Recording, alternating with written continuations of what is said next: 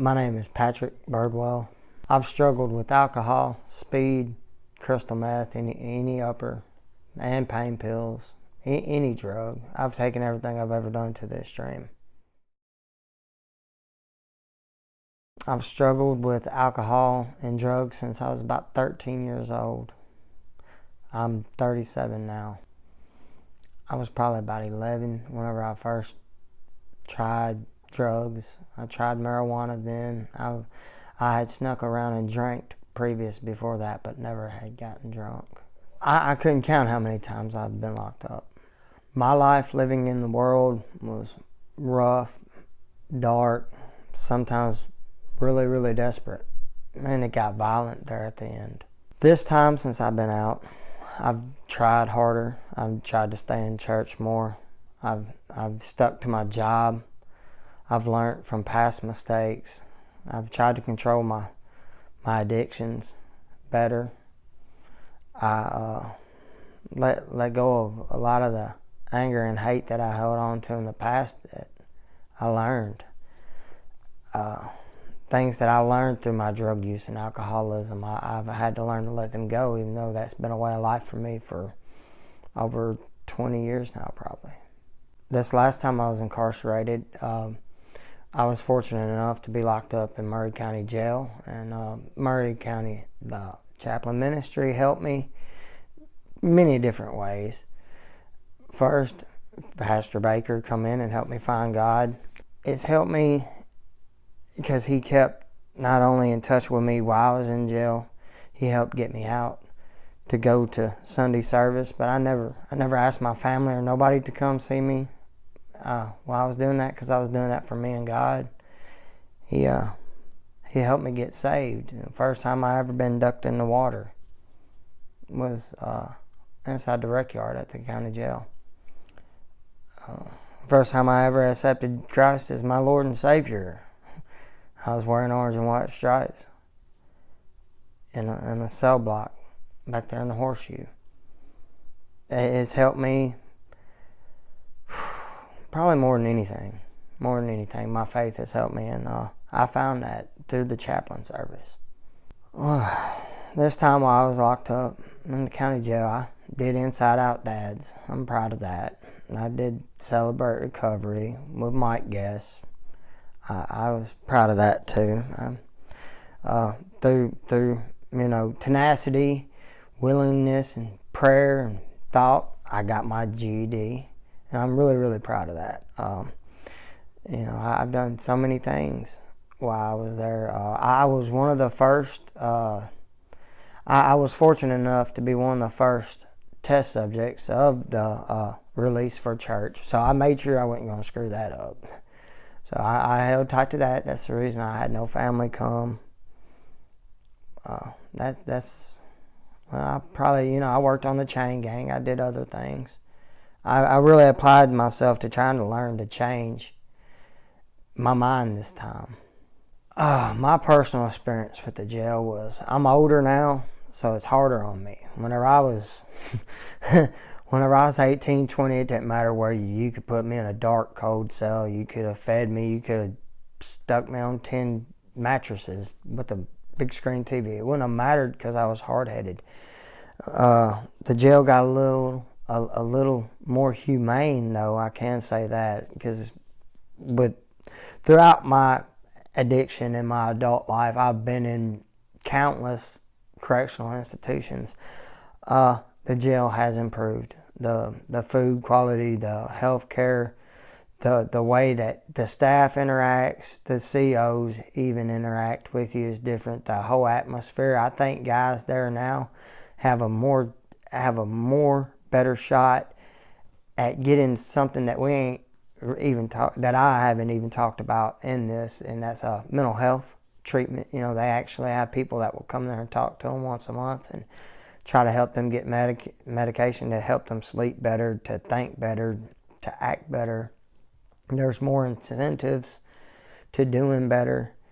It's you can actually learn discipline there and not just be punished. Discipline is a way of life and the way you do things. Punishment is just being beaten and locked away in some deep dark hole. That ain't that don't work.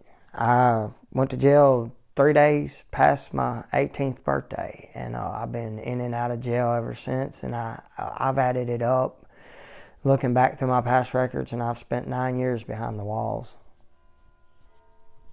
That's 2 prison sentences and a lot of 1129s.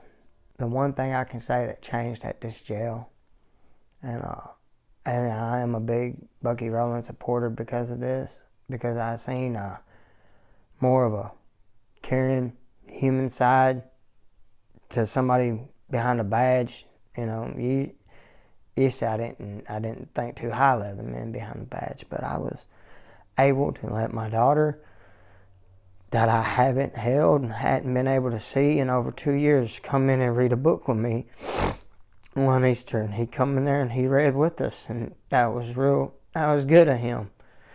And yeah, that helped affect me and change me in a way of seeing that it wasn't all just about, it all just wasn't about me. I think he was trying to show me how bad it affects our kids. You know, you look at your children through the windows and through that TV screen now, and you think you miss them, and you think you want to, but that little comfort not only brought joy, but it brought pain too, because you know that if you keep going, you'll be back in a prison yard doing this.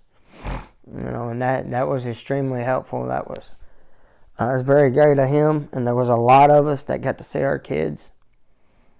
And he is a good man and a good sheriff for that, and I appreciate it.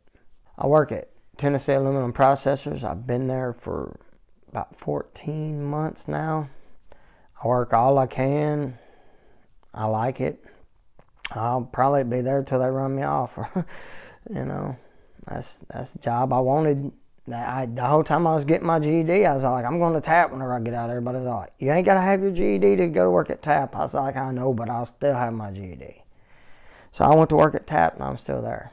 My plans now is to get deeper into the church and learn from my past mistakes and my stumblings and my mishaps, and try to grow and be a better man and a better Christian and a better father and definitely a better husband. Last July 5th, I got married to my wife Trish, and we've been happily married ever since. We both have about the same history, all except she never was locked up like I was. But we both have our struggles, and we both we hold on to each other. She's got my back, and I got hers, and I'm happy. And I'm looking forward to this July 5th. It'll be our 1-year wedding anniversary. Just pray for all those with me, for all those who are still using, still drinking, still abusing, all those that have mental illness and that are homeless, those that feel victimized, and just pray for each other and love each other. I heard a song once that said, faith, hope, and love are some good things he gave us, but the greatest is love. So out of all my pain and anger, some of the anger I still deal with, I let go of all the hatred. All I can say is, man, just try to love one another and just pray for each other. I got a prayer. Say a prayer. What's your prayer? Pray that God leads us to what we need to be doing to help ourselves and to help others. All right. I have been out of jail since December 16th, 2016, and I'm going to stay out tonight and tomorrow night and hopefully every other night past there. I'm going to try my best, one day at a time, 1 minute at a time, 1 second at a time, to try to resist the urge to drink, use, and just keep my mental balance. I mean, to anybody that sees this, man, just take a step back and pray. I work a lot of hours. I've been called a coward for running and hiding at my job, man. Hide in the Bible, hide at your job, hide in your kids. Put your kids as your screensavers, man. Do anything you can to any inmate, any addict that sees this, dude. Pray for me, and I'm going to pray for you. Hello, my name is David Baker. I'm the chaplain at the Murray County Jail. Been a volunteer here for 23 years and full-time chaplain the last 2. The video that you just watched and others that you'll see are men that we are trying to help, trying to reach for the Lord, trying to make a difference in their life. These people are real. What they have gone through in their past is not an excuse for them to do wrong now. They are responsible for their own behavior. They understand that, and we understand that. To see the amazing situations that they've been through in their life helps us to realize they do need help. They do need the Lord. They do need mercy. They do need compassion. They do need grace. I cannot imagine having to go through what some of these guys have gone through. I struggled enough and had a good mom and dad and had good church and things to grow up in. And so I wanted you to be able to hear from some of these people. A lot of times people ask, what do you do? How are you trying to help these guys? We thought letting you hear the stories and see them one-on-one would be a help. Thank you for taking time to watch this. I hope that you'll pray for each one of these men and all the people that we're trying to work with, and we'd love to have your support. We do not take any money from the county, from the state, from the federal government. Everything is donated by businesses, by churches, by individual people who care and want to help. We'd love to have your support. If you would, just click on the link, go to the website, and donate. We'd sure appreciate it. God bless you and take care.